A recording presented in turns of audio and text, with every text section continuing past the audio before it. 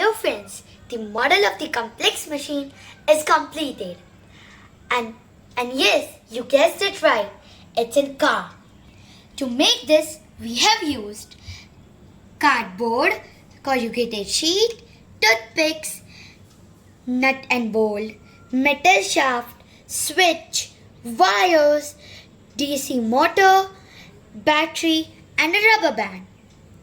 In this model, simple machines such as pulley and wheel and axle are also used.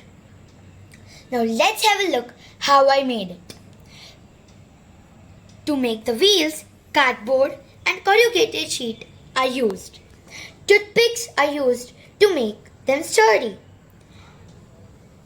The 20-volt DC motor is connected to the pulley using a rubber band. The motor drives the front wheels of the car.